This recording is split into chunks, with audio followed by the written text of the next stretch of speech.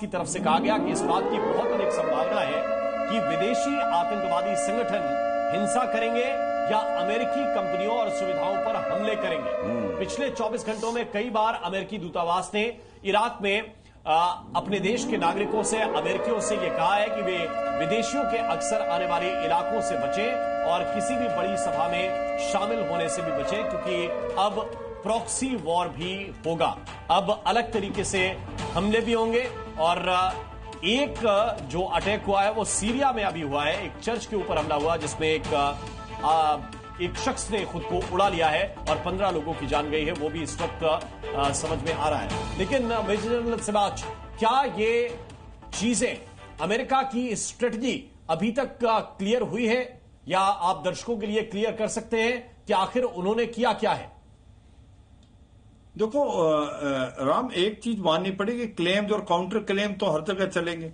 आपने no terror infrastructure बर्बाद की पाकिस्तान की, पाकिस्तान ने क्या माना उसको?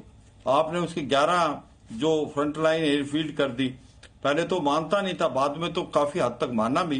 कहने का मतलब है ये क्लेम्स और काउंटर क्लेम्स है, और हमें भी ये नहीं पता चलेगा कि वाकई कितना डैमेज हुआ। एक टीम बैठती है, डैमेज असेसमेंट टीम, वो करेगी कि कितना हुआ। मगर हम ये मान के चले, जो अमेरिका कह रहा है और इजराइल कह रहा है कि वहां जो 3 साइट हैं, फोर्दो की और स्कैन और आपका जो नटनाज है, उसके अंदर काफी नुकसान हुआ है।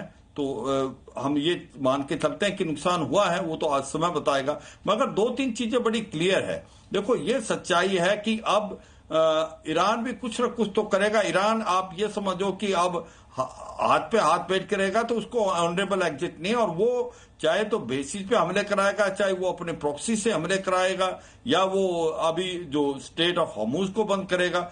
और वाकई इसके पास अभी मिसाइल के काफी ठिकाना है। ये जो एक प्रकार इजराइल पे हमले बढ़ाएगा। तो मुझे लगता है कि ऐसा सोचना कि अभी ईरान हाथ खड़े कर देगा, इट इज प्रीमेच्योर। नहीं, अभी ईरान के पास लड़ने के लिए है, खड़े कर देगा। और इस सिचुएशन में जो पहले भी कहा जा रहा था कि एक सम्मानजनक एग्जिट चाहिए किसी भी युद्ध